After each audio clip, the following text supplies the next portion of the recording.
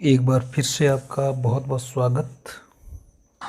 हम अध्ययन कर रहे हैं कक्षा 12 इतिहास, अध्याय 4 मुगल आक्रमण, प्रकार एवं प्रभाव, जिसमें हम आरंभिक वीडियो में तुर्क आक्रमण, महमूद गजनवी, मुहम्मद गोरी और पृथ्वीराज चौहान का इतिहास पूर्व में पढ़ चुके हैं।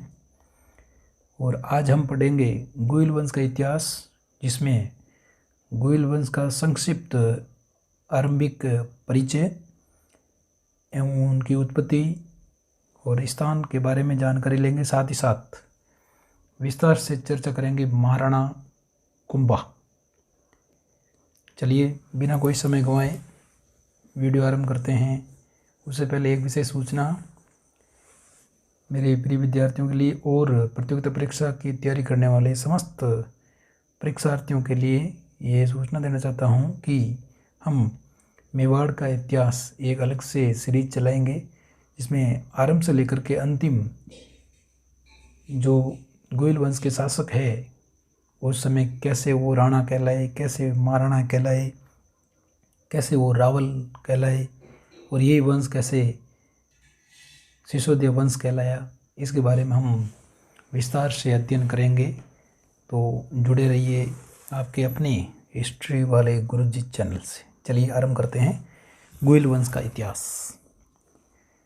तो गुइल वंश का इतिहास उदयपुर और मेवाड़, ये चाहे उदयपुर कहें चाहे मेवाड़ के प्रारंभिक नाम है इनके। अगर इनके प्राचीन नाम देखा जाए तो इनके नाम है सीवी, फिर प्रागवाट या मेदपाट, ये नाम हमें मिलते हैं। सवाल यहाँ बन जाता है कि उदयपुर या मेवाड़ के प्राचीन नाम क्या थे। तो यहाँ नाम मिलते हैं आपको सीवी, प्रागवाट या मेदपाट। ठीक है, अब आगे ये परिचय मिलता है, हमें जानकारी मिलती है कि मेदपाट या मेवाड़ ये नामकरण कैसे हुआ। चलिए इसके बारे में देखते हैं। तो मेदपाट या वे मेवाड़ का नामकरण मेद यानी मेव जाति या मेर जाति का अधिकार था इस क्षेत्र पर। तो मेद या मेव या मेर जाति का अधिकार होने के कारण ये मेदपाट या मेवाड़ कहलाया।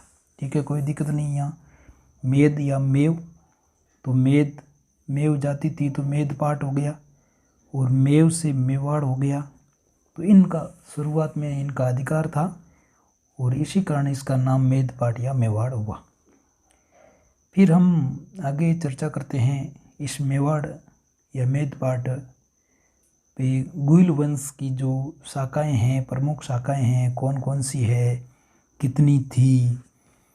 तो मुनोत नैणसी और colonel James Tod, Munot Nainsi और कर्नल जेम्स टोड गुइलों की कुल 24 शाखाएं बताते हैं। कितनी? 24। यहाँ ये प्रतियोगिता परीक्षा में ये सवाल कई बार पूछा गया है। कवि राजा श्यामल दास से के बारे में भी पूछा गया है कि मुनोत नैणसी और कर्नल जेम्स टोड के अनुसार गुइलों की कितनी शाखाएं बताई गई, तो 24। और कवि राजा श्यामल दास गुइलों की कितनी शाखाएं बताता है, 36। ठीक है, ये दोनों याद रखना। तो मुनोत नैणसी और कवि राजा श्यामल दास अलग अलग बताते हैं, जबकि कर्नल जेम्स टोड और मुनोत नैणसी इन गुइलों की शाखाएं 24 बताता है। ठीक है, और मुनोत नैणसी की एक रचना है मुनोत नैणसी ख्यात, जिसमें गुइलों की 24 शाखाओं के बारे में वर्णन मिलता है। चलिए आगे। अब गुइल वंश की जो प्रमुख शाखाएं हैं तो वो कौन कौन सी है। चाटसू, धोड़, वागड़, मेवाड़, काठियावाड़, मारवाड़, कल्याणपुर और नेपाल।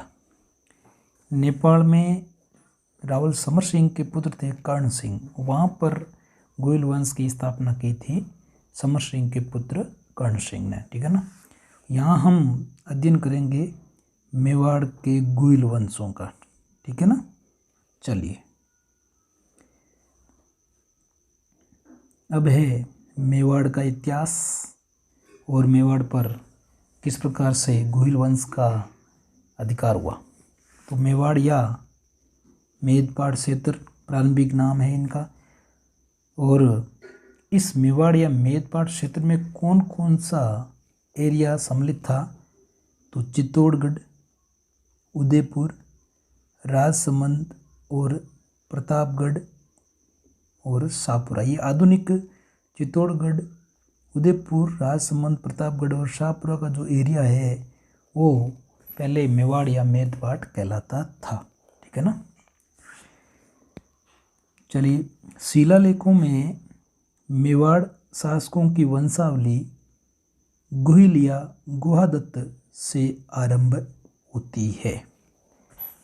यानी शिलालेखों में मेवाड़ शासकों की अगर वंशावली की शुरुआत होती है तो वो गुहिल नाम से होती है या गुहादत्त से होती है या गुहादित्य से होती है। ठीक है ना। सवाल यहाँ बनता है कि गुहिलों का मूल पुरुष कौन था। तो गुहिल नाम से ही स्पष्ट है, गुहिलों का मूल पुरुष गुहिल। ठीक है, या गुहादत्त। ये शिलादित्य या पुष्पावती की संतान थी। यानी गुहिल के पिता शिलादित्य, माता पुष्पावती थी। ठीक है, चलिए आगे। गुहिल का कोई शिलालेख या ताम्रपत्र प्राप्त नहीं हुई क्योंकि ये मेवाड़ वंश का प्रारंभिक शासक था, उसके कोई लिखित साक्ष्य नहीं मिलते हैं। तो गुहिल के पांचवें वंशज शील या शिलादित्य, ये ध्यान रखना, उसके जो पिताजी है वो शिलादित्य थे, लेकिन ये जो शासक है शील या शिलादित्य ये अलग है। सन 646 ईस्वी का उनका एक सामोली शिलालेख मिलता है। शील शासक गुहिल का पांचवा जो वंशज है शील, उसका 646 ईस्वी का एक सामोली शिलालेख मिलता है और उसमें ये हमें जानकारी मिलती है। क्या जानकारी मिलती है कि गुहिल वंश की नींव कब रखी गई। 566 ईस्वी में। ये यहाँ मोस्ट सवाल बन गया कि गुहिल वंश की नींव कब रखी गई। 566 ईस्वी में। किसने रखी, गुहिल या गुहादित्य ने। ठीक। और तीसरा स्रोत हमें सामोली शिलालेख में मिलता है। ये गुहिल वंश भगवान रामचंद्र के पुत्र थे ना, आपको पता है लव और कुश। तो भगवान रामचंद्र के पुत्र कुश के वंशज कहलाते हैं। ये यहाँ पर एक नई जानकारी और ध्यान रखना ये। तो गुहिल वंश भगवान रामचंद्र के पुत्र कुश के वंशज भी कहलाते हैं। गुहिल वंश की स्थापना कब हुई। 566 ईस्वी में। किसने की, गुहिल या गुहादित्य ने।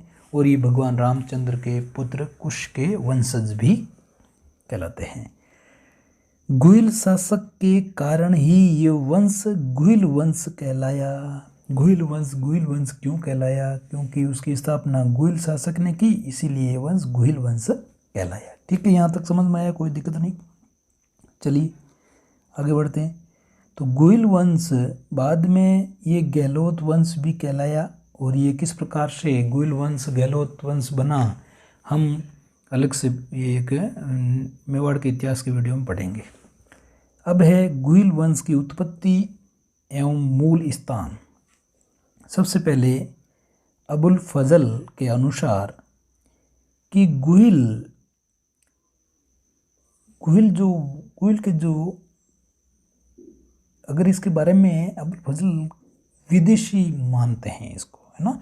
तो गुहिल ईरान के बादशाह नौसे खां के वंश से उत्पन्न बताया जाता है। अबुल फजल गुहिलों को किसका वंशज मानते हैं, ईरान के बादशाह नौसे खां के वंशज मानते हैं। ठीक है, याद रखना। नंबर 2, कर्नल जेम्स टोड क्या कहते हैं, मेवाड़ के शासकों का संबंध वल्लभी के शासक वंश से ये करते हैं। कर्नल जेम्स टोड बताते हैं कि मेवाड़ के जो शासक है वो वल्लभी के शासक वंश से पैदा हुए हैं या उनकी उत्पत्ति हुई है। चलिए आगे फिर कवि राजा श्यामल दास क्या कहते हैं, उनकी एक पुस्तक है वीर विनोद। ठीक है, इसके बारे में भी कई बार सवाल पूछा गया है कि वीर विनोद नामक पुस्तक किसकी रचना है, या वीर विनोद किसकी रचना है, कवि राजा श्यामल दास। तो कवि राजा श्यामल दास वीर विनोद नामक ग्रंथ में पुस्तक में क्या कहते हैं कि गुइल वल्लभी से आए हैं, यानी वल्लभी के शासकों के वंशज माने जाते हैं। और ये बात भी किसने कही थी, कर्नल जेम्स टोड ने। तो कर्नल जेम्स टोड और कवि राजा श्यामल दास एक ही बात कहते हैं। फिर आगे बढ़ते हैं, डी.आर. भंडारकर कहते हैं कि मेवाड़ के गुइल है वो ब्राह्मण है और ये गुइल आनंदपुर से आए हैं। ठीक है, तो डी.आर. भंडारकर यहाँ गुइलों को ब्राह्मण मानते हैं और वो बताते हैं कि ये आनंदपुर से आए थे। चलिए फिर कुंभलगढ़ प्रशस्ति खुद जो कि कुंभा के समय लिखी थी, गुइल वंश को आनंदपुर के ब्राह्मण वंश से संबंधित बताया जाता है। तो इससे हमें लगभग पता चल जाता है कि गुइल वंश ब्राह्मण वंश से संबंधित था और ये आनंदपुर के ब्राह्मण वंश से संबंधित थे, ध्यान रखना। फिर है एकलिंग महात्म्य भी गुइल वंश को आनंदपुर के ब्राह्मण वंश से संबंधित बताता है, यानी कुंभलगढ़ प्रशस्ति और एकलिंग महात्म्य दोनों गुइल वंश को आनंदपुर के ब्राह्मण वंश से संबंधित बताते हैं। ठीक, चलिए आगे। फिर मुणोत नैणसी क्या कहता है कि भाई गुइल मेवाड़ के ब्राह्मण वंशी थे, कोई दिक्कत नहीं। डॉक्टर गोपीनाथ शर्मा क्या कहते हैं, ये भी कहते हैं कि गुइल मेवाड़ के गुइल ब्राह्मण वंशी है। ठीक है, अब हम इन सभी उत्पत्तियों को अगर सारांश देखें तो हमारे सामने 4 बातें आती है। ठीक है, एक साथ देखने के लिए देख लीजिए, 4 बातें आती है, इसका स्क्रीनशॉट भी ले लीजिए। पहली है ईरान के बादशाह नौसे खां के वंशज गुइलों को बताया गया। किसने ये बताया, अबुल फजल ने। किसने बताया, अबुल फजल ने। ठीक है ना, तो पहली बात हो गई ईरान के बादशाह नौसे खां के वंशज गुइलों को बताया अबुल फजल ने। दूसरी बात कि मेवाड़ के जो गुइल है वो वल्लभी से आए हैं, ये किसने कहा, कर्नल जेम्स टोड और कवि राजा श्यामल दास। फिर तीसरी बात, गुइलों को ब्राह्मण माना और ये आनंदपुर से आए, ये किसने कहा, ये डी.आर. भंडारकर, कुंभलगढ़ प्रशस्ति और एकलिंग महात्म्य में इसका वर्णन मिलता है। चौथा, गुइलों को ब्राह्मण वंशी बताया सिर्फ, और वो उसके मुख्य इतिहासकारों के नाम है मुणोत नैणसी और डॉक्टर गोपीनाथ शर्मा। इस प्रकार से उदयपुर के इस राजवंश ने आरंभ से लेकर के राजस्थान निर्माण तक इसी प्रदेश पर राज किया। इतने अधिक समय तक एक ही प्रदेश पर राज्य करने वाला संसार में ये एकमात्र यही राजवंश है और संसार का प्राचीनतम राजवंश माना जाता है। ठीक है, चलिए अब हमारा टॉपिक आता है महाराणा कुंभा। तो भाई महाराणा कुंभा शुरुआत में देखें तो शासनकाल है 1433 ईस्वी से 1468 ईस्वी तक, यानी महाराणा कुंभा का शासनकाल 35 वर्ष। ठीक, राजगद्दी पर बैठे 1433 ईस्वी में। पिता कौन, महाराणा मोकल। माता कौन, सौभाग्य देवी। कोई दिक्कत नहीं, महाराणा कुंभा का शासनकाल 1433 से 1468 ईस्वी। पिता महाराणा मोकल, माता सौभाग्य देवी। चलिए आगे। अब कुंभा की जो प्रारंभिक कठिनाइयाँ हैं, कुंभा 1433 में राजगद्दी पर बैठे, उस समय कुंभा के सामने क्या क्या कठिनाइयाँ थी। तो कुंभा 1433 ईस्वी में मेवाड़ का शासक बना और कुंभा के सामने कई प्रकार की आंतरिक व बाह्य समस्याएं थी, जिसका हम एक एक करके वर्णन करेंगे। देखिए, अब यहाँ से ध्यान लगाना शुरू कर दीजिए। मेवाड़ के महाराणा क्षेत्र सिंह या खेता, मेवाड़ के महाराणा थे क्षेत्र सिंह, जिनको खेता भी कहते थे। उनका शासनकाल था 1364 से 1382 ईस्वी। और उनकी एक उपपत्नी थी, और उपपत्नी की जो संतान थे वो चाचा और मेरा। ठीक है, याद रखना। मेवाड़ के महाराणा क्षेत्र सिंह या खेता की उपपत्नी के 2 पुत्र थे, एक का नाम था चाचा, दूसरा का नाम था मेरा। अब चाचा और मेरा ने महाराणा मोकल की हत्या कर मेवाड़ पर अधिकार करना के सपने देख रहे थे। क्या किया? महाराणा मोकल की चाचा और मेरा ने हत्या कर दी और मेवाड़ पर अधिकार करके खुद शासक बनना चाहते थे। ठीक, यहाँ ये समझ में आया। अब मेवाड़ी सरदार है वो 2 भागों में बंट गए। पहला जो गुट है वो कुंभा समर्थक है, क्योंकि मोकल, महाराणा कुंभा के पिता मोकल की हत्या होने की वजह से कुंभा शासक बनता है। और वो प्रयास वो करते हैं कि चाचा मेरा प्रयास करते हैं कि मेवाड़ पर उनका अधिकार हो जाए। और इधर इसीलिए एक गुट कुंभा समर्थक, दूसरा गुट चाचा मेरा, उसके पुत्र एका व मैपक पंवार, ये दूसरा गुट था।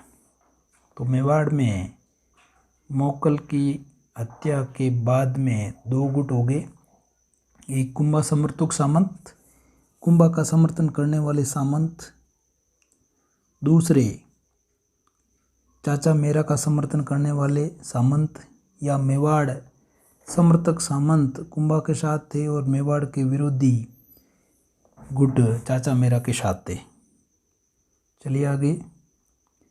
अब महाराणा कुंभा ने मेवाड़ का शासन संभालने के बाद अपना पहला काम मेवाड़ के ऐसे सरदारों को समाप्त करना जो मेवाड़ के विरोधी थे। कुंभा ने पहला काम टारगेट ये लिया कि मेवाड़ के जो विरोधी सामंत है उनका खात्मा करना। ठीक है भाई, चलिए।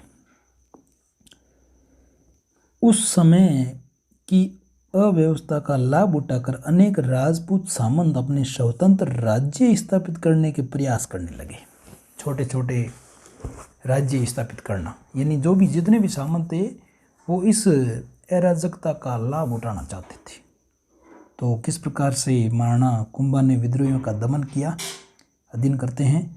कुंभा ने राव रणमल राठौड़, ये राव रणमल राठौड़ जोधपुर के राव चुंडा के संतान थी, और राव रणमल राठौड़ की बहन थी हंसाबाई, और उनका विवाह मेवाड़ के बुजुर्ग शासक लाखा या लक्ष्य सिंह के साथ हुआ था। और भाई उनका जो बड़ा पुत्र है चुंडा, ध्यान रखना, राव चुंडा जोधपुर का भी है, और मेवाड़ में भी एक राव चुंडा हुए। ठीक है ना। तो उस मेवाड़ के राव जो चुंडा है वो उस समय अपने पिता के लिए इस हंसाबाई का जो नारियल है वो लेने से मना कर दिया, और लाखा का विवाह किससे हो जाता है? हंसाबाई से। ठीक है ना। और चुंडा ने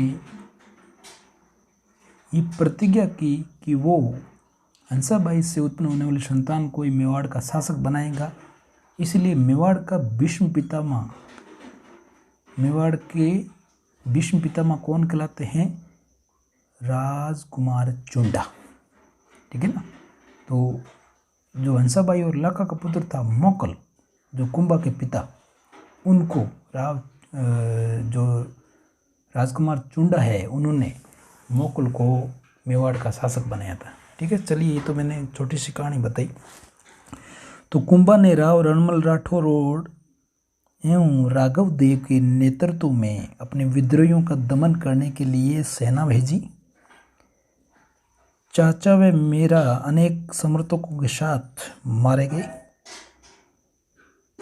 परंतु चाचा का पुत्र एका व मेपा पंवार भागकर मालवा के सुल्तान महमूद खिलजी की शरण में चले गए। यानी यहाँ चाचा और मेरा की हत्या हो जाती है, लेकिन उनके पुत्र, चाचा का पुत्र एका और सहयोगी मेपा पंवार ये भाग कर के मालवा के सुल्तान महमूद खिलजी की शरण में चले जाते। अब हम अध्ययन करेंगे आगे मेवाड़ मालवा संबंध। अब यहाँ से ये कहानी आपको समझ में आ गई होगी कि मेवाड़ और मालवा के बीच में संघर्ष क्यों हुआ।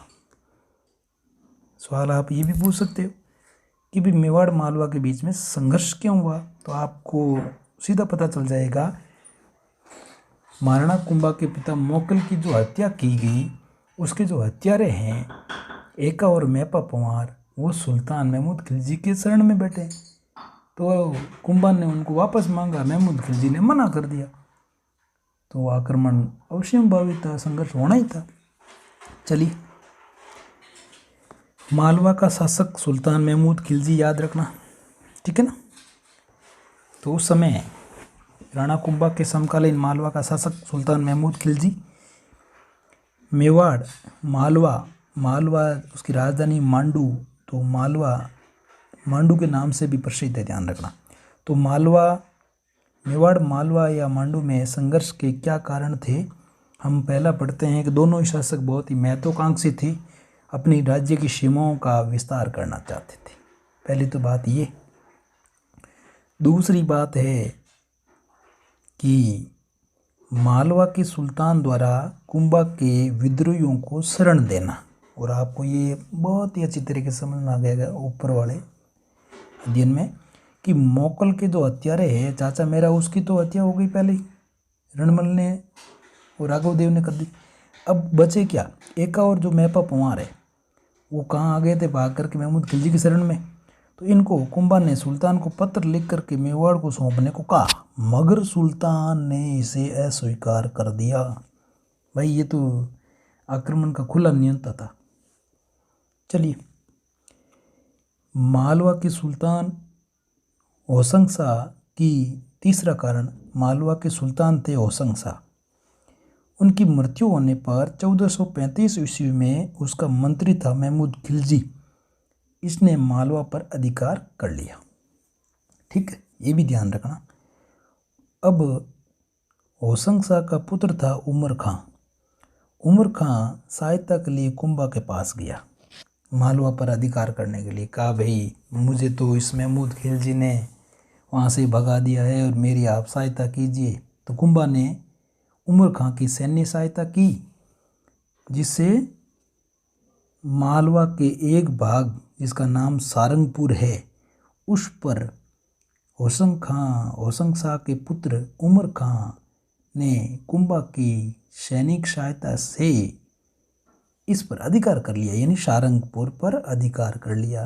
तो आप हम पढ़ेंगे ना सारंगपुर का युद्ध क्यों हुआ, वो इसी वजह से ही हुआ था। वो तो सारंगपुर का जो युद्ध है वो घटना कुंभा और महमूद खिलजी के बीच में हुई थी, वो अपन आगे पढ़ेंगे। और इस घटना से कुंभा और महमूद खिलजी एक दूसरे के प्रबल शत्रु बन गए। ये तीन मुख्य कारण थे। अब है सारंगपुर का युद्ध, बहुत ही महत्वपूर्ण है। मैंने तो राजस्थान बोर्ड में भी इस युद्ध को कई बार परीक्षा में पूछा गया देखा है, और प्रतियोगिता परीक्षा में भी कई बार कई स्तर की प्रतियोगिता परीक्षा में ये पूछा गया है, याद रखना। सारंगपुर का युद्ध 1437 ईस्वी में मेवाड़ के महाराणा कुंभा और मालवा के महमूद खिलजी के मध्य हुआ, ध्यान रखना।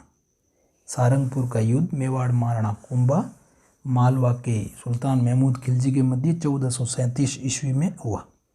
चलिए, महमूद खिलजी पराजित होकर सेना सहित भाग गया। कुंभा ने महमूद खिलजी का पीछा किया और मालवा की राजधानी मांडू में उसे कैद कर लिया और वो चित्तौड़ लेकर उसको आगे। अब इस घटना का उल्लेख महाराणा कुंभा के समय की कुंभलगढ़ प्रशस्ति में मिलता है और कुंभलगढ़ प्रशस्ति के बारे में हम महाराणा कुंभा की सांस्कृतिक उपलब्धियों में अच्छी तरीके से पढ़ेंगे। मालवा पर मेवाड़ का अधिकार हो गया। 6 माह बाद माफ़ी मांगने पर बिना शर्त महमूद खिलजी को महाराणा कुंभा ने छोड़ दिया, रिहा कर दिया। यहाँ एक महत्वपूर्ण है कि महाराणा कुंभा द्वारा शत्रु को ऐसे स्वतंत्र छोड़ने की अनेक इतिहासकारों ने आलोचना की।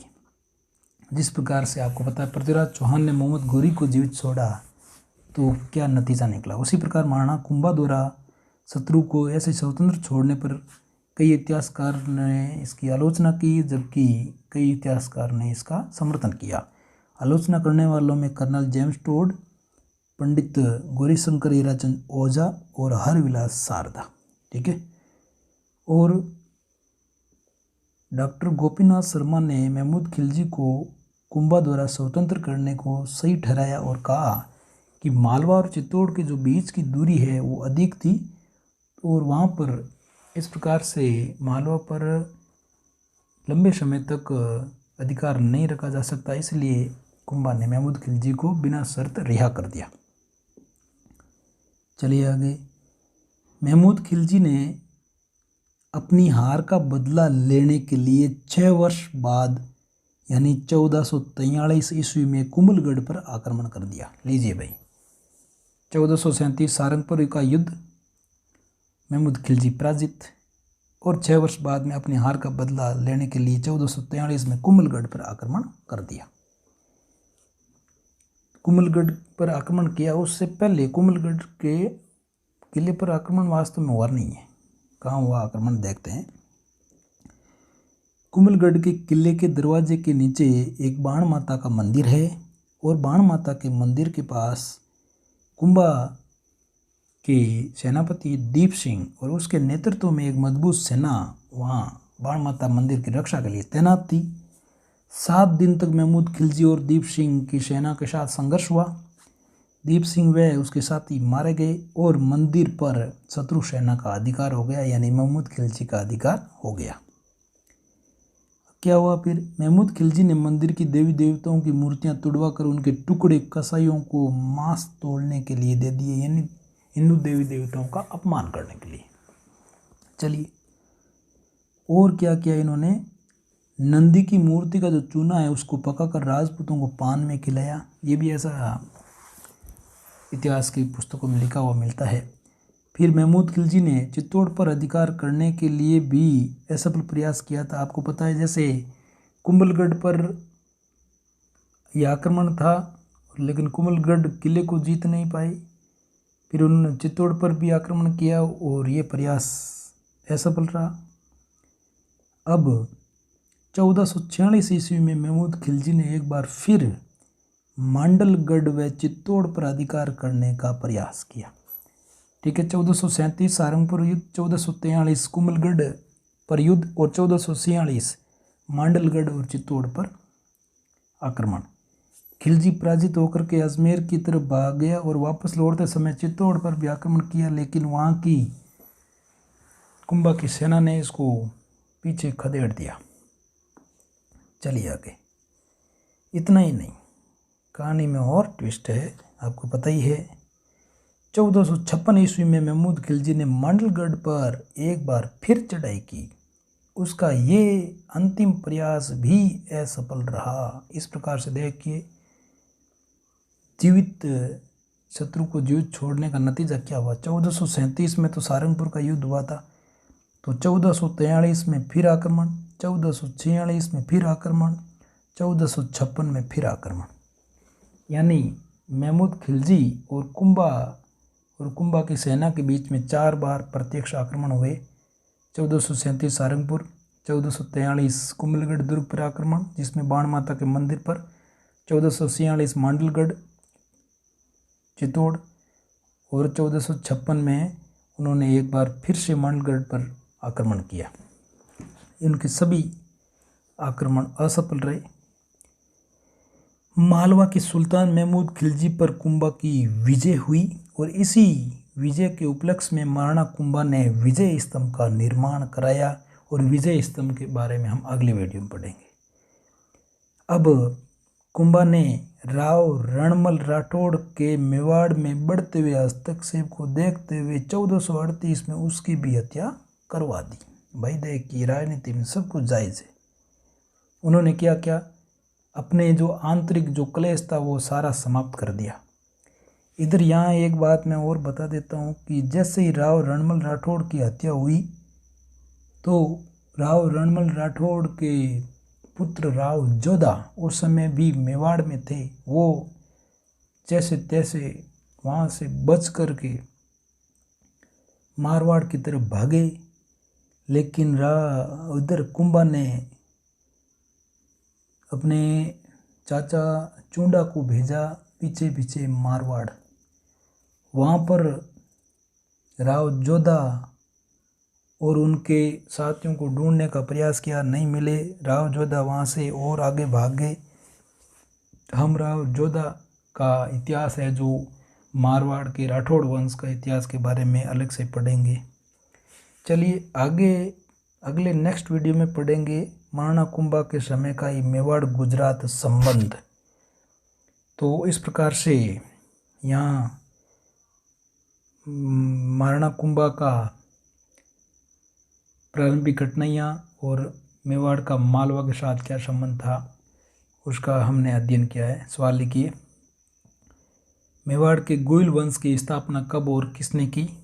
मेवाड़ के गुइल वंश की स्थापना कब और किसने की? नेक्स्ट, महाराणा कुंभा का शासनकाल बताइए। महाराणा कुंभा का शासनकाल बताइए।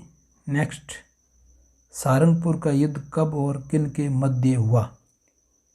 सारंगपुर का युद्ध कब और किन के मध्य हुआ? नेक्स्ट,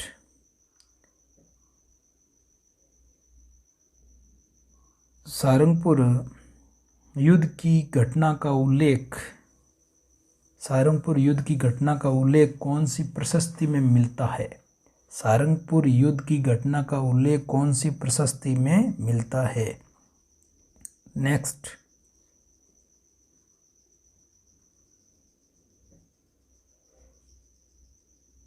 महमूद खिलजी और महाराणा कुंभा के बीच संघर्ष कब कब हुआ? लिखिए। ठीक, तो आगे के वीडियो में पढ़ेंगे महाराणा कुंभा का मेवाड़ गुजरात संबंध, गुजरात से शत्रुता क्यों हुई, वहाँ भी ट्विस्ट आएगा। नागौर के शासक के कारण मेवाड़ और गुजरात का जो रिश्ता है वो शत्रुता में बदल जाता है। और भी बहुत कुछ लेकर आएंगे। तो धन्यवाद मेरे प्रिय विद्यार्थियों, वीडियो को शुरू से लेकर के अंत तक देखिएगा। जय हिंद, जय भारत।